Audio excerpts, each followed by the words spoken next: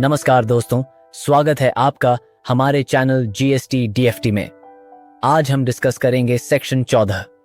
यह एक महत्वपूर्ण सेक्शन है जो उस स्थिति से संबंधित है जब किसी गुड्स या सर्विस की सप्लाई के समय टैक्स रेट में बदलाव हो गया हो। यानी अगर सप्लाई से पहले या बाद में टैक्स रेट बदल जाती है तो यह सेक्शन बताता है कि उस पर कौन सी रेट लागू होगी, पुरानी रेट या नई रेट। मान लीजिए कि जब आप सर्विस प्रदान कर रहे थे उस समय टैक्स रेट 18% थी, लेकिन जब आपने इनवॉइस जारी किया तब टैक्स रेट 12% हो गई। तो ऐसी स्थिति में कौन सी रेट लागू होगी, यही नियम हमें सेक्शन 14 में बताए गए हैं। सबसे पहले डिस्कस करेंगे क्लॉज ए, जो इस प्रकार है: इन केस द गुड्स और सर्विसेज और both have been supplied before the change in rate of tax.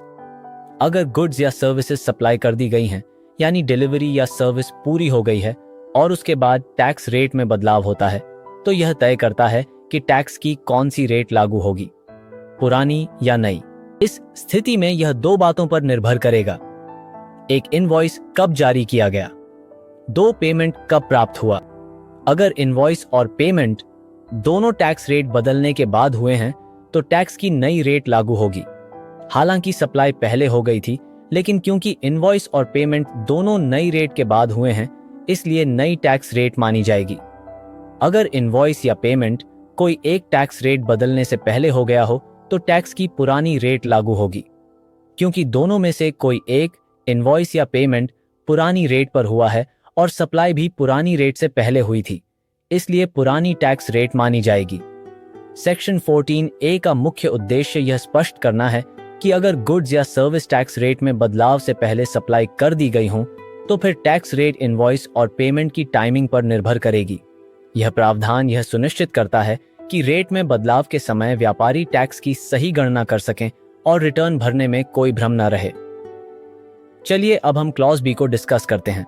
जब गुड्स या सर्विसेज की सप्लाई बाद में की जाती है, इन केस द गुड्स और सर्विसेज और both have been supplied after the change in rate of tax. Clause B में यह बताया गया है कि अगर गुड्स या सर्विस टैक्स रेट में बदलाव के बाद सप्लाई की जाती हैं तो इस स्थिति में नई टैक्स रेट ही लागू होगी।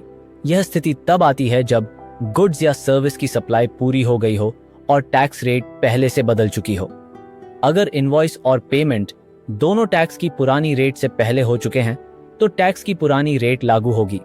हालांकि सप्लाई नई रेट के बाद हुई है, लेकिन इनवॉइस और पेमेंट दोनों पुरानी रेट से पहले हुए हैं, इसलिए पुरानी रेट मानी जाएगी। इसलिए पुरानी रेट। इनवॉइस या पेमेंट कोई एक टैक्स की नई रेट के बाद हुआ हो तो टैक्स की नई रेट लागू होगी।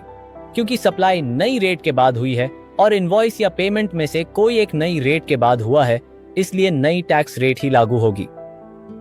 इसी के साथ आज का सेक्शन यहीं समाप्त होता है। अगली वीडियो में हम एक बहुत महत्वपूर्ण सेक्शन 15 पर चर्चा करेंगे। समय देने के लिए धन्यवाद। वीडियो को लाइक करें, शेयर करें और चैनल को सब्सक्राइब करना न भूलें। जीएसटी डीएफटी के साथ बने रहें, सीखते रहें।